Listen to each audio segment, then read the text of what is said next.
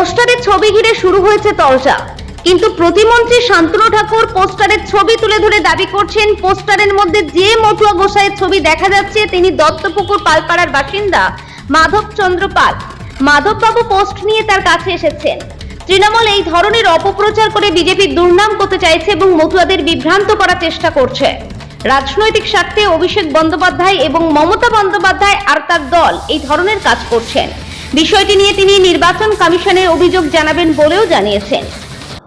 আজকে মূলত সাংবাদিক সম্মেলন করা হয়েছে। কিছুদিন আগে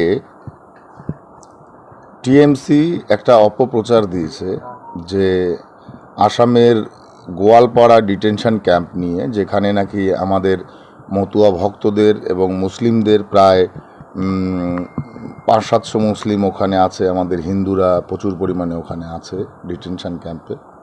সেরকম একটা পিকচার দিয়ে, এই পিকচারটা দিয়ে তারা বিভিন্ন জায়গায় পোস্টার দিচ্ছে টিএমসির নেতারা।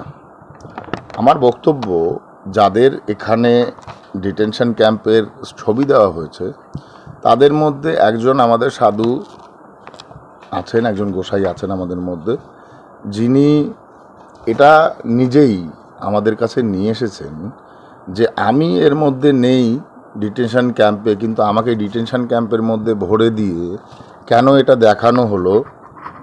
একদম লাস্টের যিনি আগের জন আমাদের গোসাই, উনি আমার পাশেই বসে আছেন, আমার পাশে বসে আছেন। গোসাইয়ের কী যেন নাম? আমার নাম মাধবচন্দ্র পাল। মাধবচন্দ্র পাল।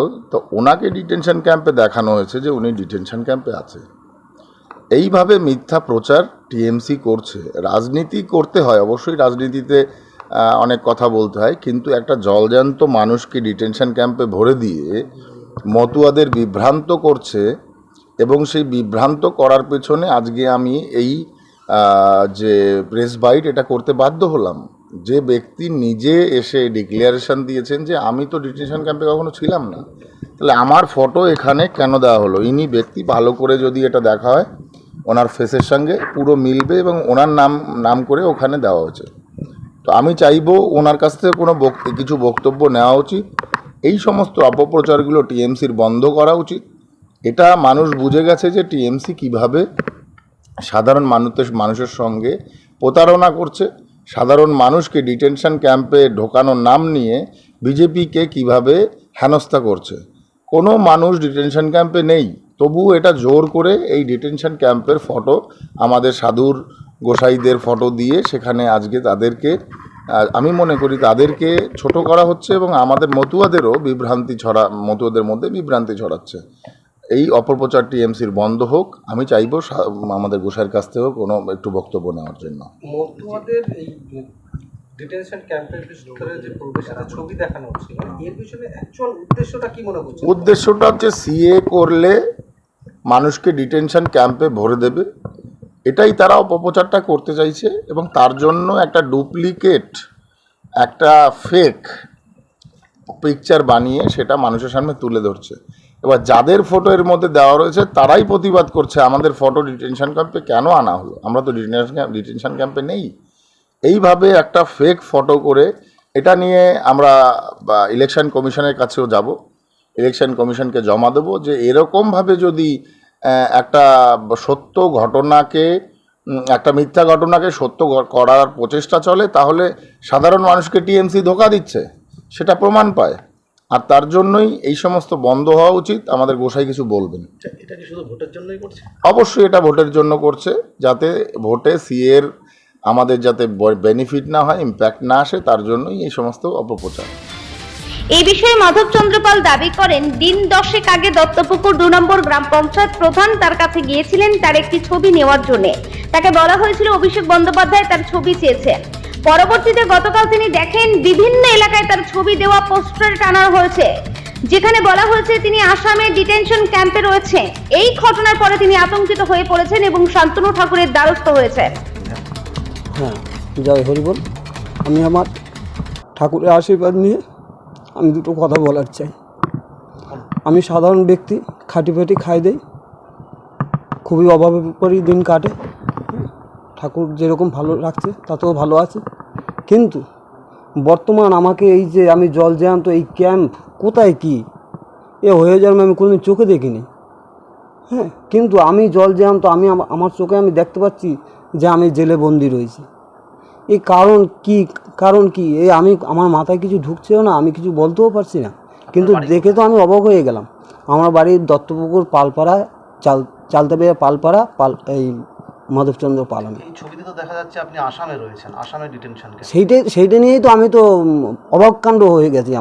মানে আমার মাথা ঠিক নেই, যার ফলে আমি ঠাকুরের কাছে ছুটে এসে বাধ্য হয়েছি। আসামে গিয়েছেন কখন? না না না না না, কেউ আছে ও কোনোদিন নাম ও শুনি যে এখানে বসে, কিন্তু কোনোদিন চোখে দেখিনি।